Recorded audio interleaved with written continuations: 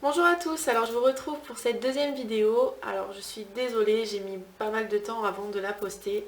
J'ai eu quelques contretemps et du coup je m'y étais pas vraiment mise, mais voilà, aujourd'hui je vous la poste. Et donc comme je vous l'avais promis, je vais vous parler en fait de mon parcours vers le véganisme. Beaucoup me posent la question par rapport à quel a été le déclic, pourquoi, enfin comment je fais dans la vie de tous les jours et tout ça. Donc je vais vous expliquer tout ça. Alors tout d'abord, déjà très jeune, j'ai eu un certain déclic, enfin c'est-à-dire que j'ai toujours aimé les animaux, hein, depuis que je suis née je crois que j'ai toujours aimé les animaux. Euh, et donc quand j'étais en Guadeloupe, parce que je suis née là-bas en fait, euh, j'avais eu un premier déclic vers l'âge de 12 ou 14 ans, non 12 ans, oui voilà. J'avais tenté de devenir végétarienne, seulement bon à cet âge-là, je me suis pas vraiment renseignée et je voulais en faire qu'à ma tête, ne pas écouter mes parents. Donc je mangeais un peu n'importe quoi, c'est-à-dire que j'avais banni donc beaucoup de choses de mon alimentation et je ne consommais que des légumes en fait et beaucoup de salades et de tomates sans forcément manger de tofu ou d'autres légumes même, même les lentilles par rapport aux légumineuses et tout ça. Et je buvais beaucoup de lait de soja. Je crois que je ne buvais que ça. Donc voilà, je m'étais très mal renseignée et ça m'a valu quelques petits soucis parce que du coup j'étais pas forcément en forme. Donc ça avait un peu inquiété mes parents. Donc forcément j'avais recommencé à remanger de la viande et du poisson notamment, mais à quantité vraiment réduite parce que j'avais vraiment du mal quoi. Donc ensuite en 2009 nous sommes arrivés en France métropolitaine, donc dans le sud de la France. Et quelques mois après, donc je dirais début 2010, là j'ai eu un gros déclic. Pour moi c'était fini, je ne pouvais plus consommer de viande. Euh, En fait j'étais sur Facebook et j'ai vu la vidéo d'un abattoir, je crois, c'était de la viande de cheval. Et c'était juste horrible, j'ai pleuré toutes les larmes de mon corps. Et ce soir-là c'était impossible que je puisse manger la viande que j'avais dans mon assiette.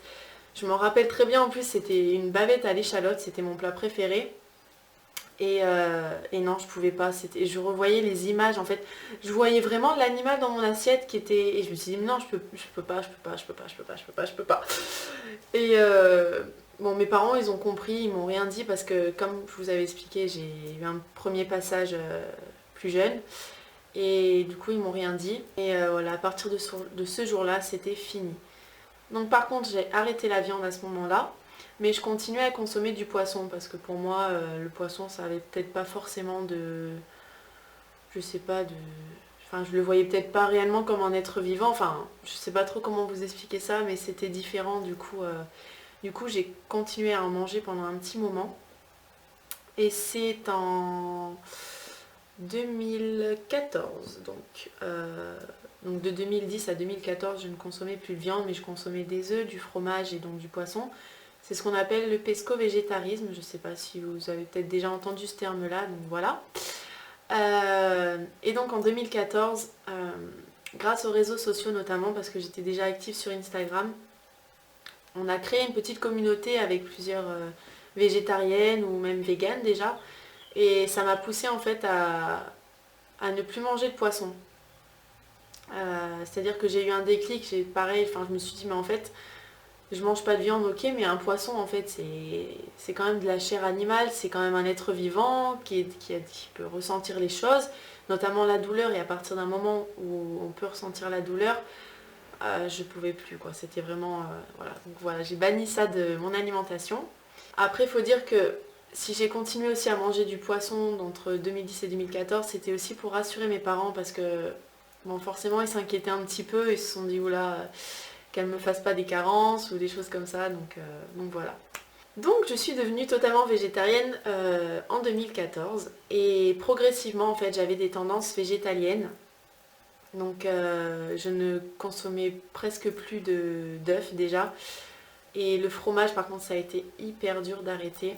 Il faut savoir que le fromage est l'aliment le plus addictif, donc il faudrait peut-être une vingtaine de jours apparemment pour pouvoir se débarrasser de ses envies de fromage. Et donc grâce à la communauté d'Instagram, pardon, comment dire, ça m'a fait progresser en fait vers le véganisme.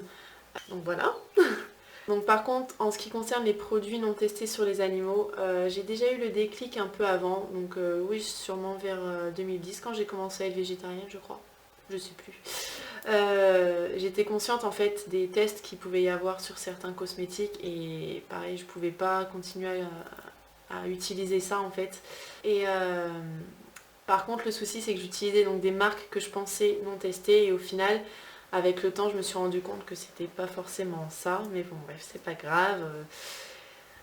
Du coup, j'ai beaucoup appris sur ce sujet-là et je continue d'apprendre d'ailleurs parce que c'est pas toujours évident de connaître des marques qui ne testent pas, mais maintenant ça va. Donc d'ailleurs, je vous en parlerai dans des prochaines vidéos comment dire, pour savoir comment reconnaître une marque qui est testée ou non. Enfin, je vous parlerai des marques que je connais déjà, que j'utilise et tout ça. Enfin bref, donc voilà pour ce petit passage donc, de comment j'ai fait pour devenir végane. Parce que du coup, je suis devenue végane totalement en mars 2015. Donc d'ailleurs, ça fait un peu plus d'un an. Oh déjà, ça passe vite. Il faut savoir que voilà, c'est les réseaux sociaux qui m'ont beaucoup aidé à continuer dans la progression vers le véganisme en fait, et notamment grâce à des amis que je me suis fait là-bas, enfin là-dessus pardon. Donc voilà.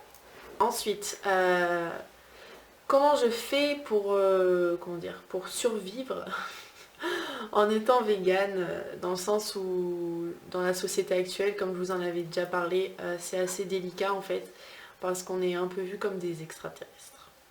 Oui, oui, oui, des extraterrestres c'est le terme. Ou genre, carrément on nous dit tout le temps, mais tu manges quoi?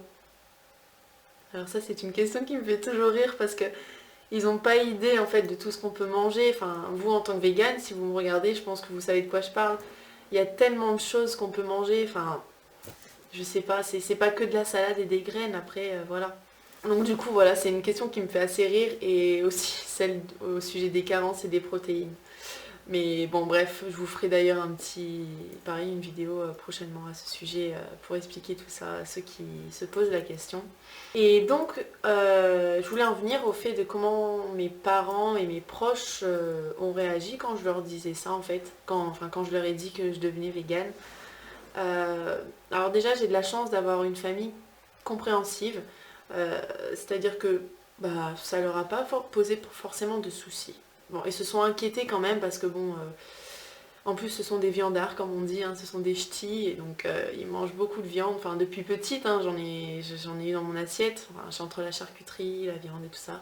En plus j'ai un papa qui est cuisinier donc voilà. Mais voilà, au niveau de la famille, ça a été assez simple. Ils l'ont vraiment bien pris et j'ai jamais de soucis de ce côté-là. Ils comprennent parfaitement pourquoi je n'en mange plus et respectent. Donc du coup, c'est l'essentiel. Et donc voilà. Au sujet de mes amis, pareil, j'ai pas mal de chance parce que pareil, ils me jugent pas sur ce sujet-là. Bon, des fois, j'ai des petites taquineries et tout ça, mais c'est rien de méchant. Franchement, tout est dans le respect et tout, donc c'est parfait. Et voilà. Ensuite, maintenant, je voulais vous parler donc des sorties au restaurant, notamment. On me pose souvent la question sur comment tu fais pour aller au restaurant. Je veux dire, qu'est-ce que tu manges? Donc c'est simple. Enfin, déjà, dans certains restaurants, on a des plats qui peuvent être adaptés. Ou alors, on peut demander à ce qu'on nous l'adapte par rapport à nous. Comme si, par exemple, vous avez envie d'une pizza qui propose des pizzas, vous pouvez très bien prendre la végétarienne et demander sans fromage. Franchement, c'est jusqu'à présent, on ne me l'a jamais refusé. Enfin, de toute façon, ils n'ont pas à vous la refuser. Vous voulez manger ce que vous voulez.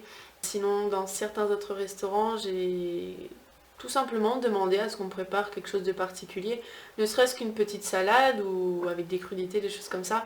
Après, quand je sors au restaurant, en général, bon, certes, c'est pour bien manger, mais c'est surtout pour passer un bon moment avec mes amis ou ma famille. Donc, si j'ai pas un plat d'exception dans mon assiette, c'est pas non plus... voilà.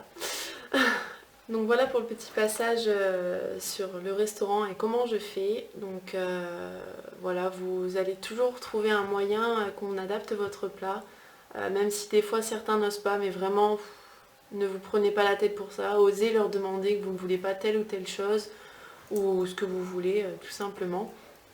Après je comprends, au début moi je n'osais pas du tout, c'était très délicat, donc quand je sortais avec mes parents en général c'était eux qui le faisaient pour moi. Mais au final, je me suis rendu compte que ça coûtait rien de le demander.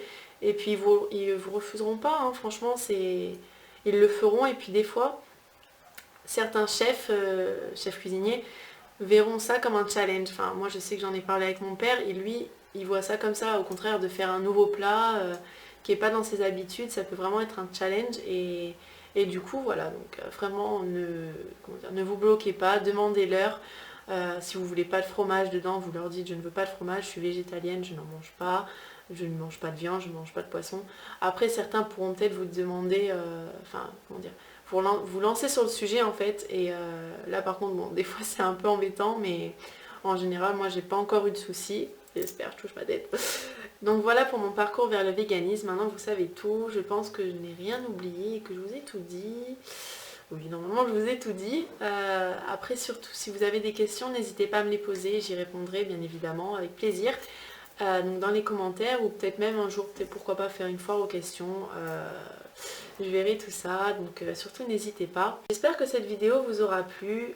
Donc c'est la deuxième, donc c'est encore, j'ai pas encore l'habitude, donc voilà. Et je vous dis à très bientôt pour une prochaine vidéo. Bye bye.